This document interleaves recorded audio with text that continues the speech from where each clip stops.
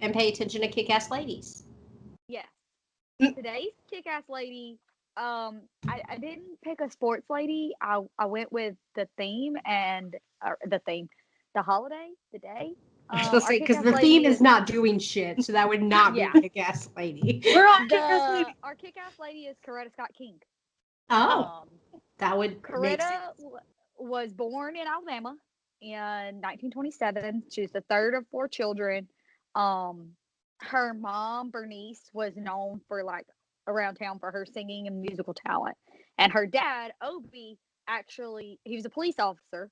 He was the first black man in their town to own a car, which Oh. seems crazy, like to us, but you know, a In huge deal. 1920? He was the first black man to own a car.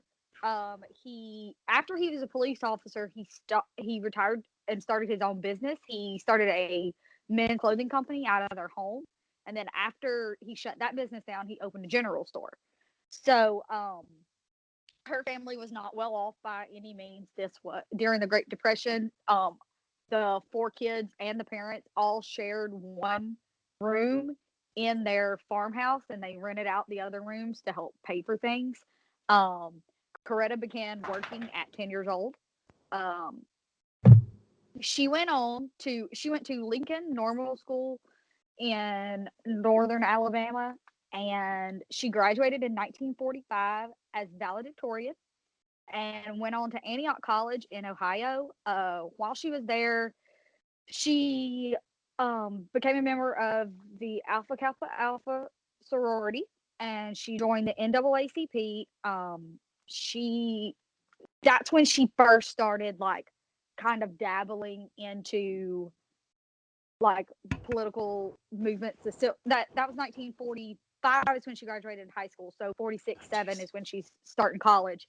So the civil rights movement is still 20 years away, but obviously there's things starting. It's not like Yeah. we people woke up in 1960 and decided this isn't right. Yeah. Well, It black was soldiers are coming home from war saying, "What the fuck?" yeah, exactly. Like I just died for you guys. Anyways, so at Antioch, she um applied for a scholarship and she got it. When she got that scholarship, she transferred to it was a musical scholarship. She transferred to New England Conservatory of Music in Boston, and that's where she met Martin Luther King Jr. Um, and from Oh, there, Boston. That's such a friendly city. yes. So For a that's where black they man. met. Yeah. They were married in I think it was 63 or 4, one of those two. Um, one of those two. And I'm not going to go into the civil rights movement because most people kind of know that story, but she was right by his side for all of that. Mhm. Um, Martin Luther King Jr. was assassinated on April 4th in 1968. And 2 days later, she gave a speech at a local church. Um, 2 days after that, she led a march of the sanitation worker march. She led it. She took his place. Um, she went on and took his place. Any scheduled events that he had, she took over. She did them. She actually used like his notes that he had for his speeches that he was coming up, like Mm-hmm. upcoming speeches. She took his notes and made her own speeches with them. Um, she after he Pat was assassinated, she tried to find like she took on the role of she wanted to find someone to replace him as the leader of the civil rights movement. She asked a couple of people. Um, she was turned down, or the most popular answer was why don't you do it?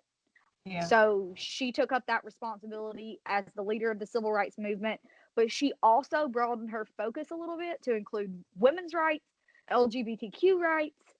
She took on some economic issues as far as like poverty and things like that, and basically went out like, okay, I'm gonna like literally change the world.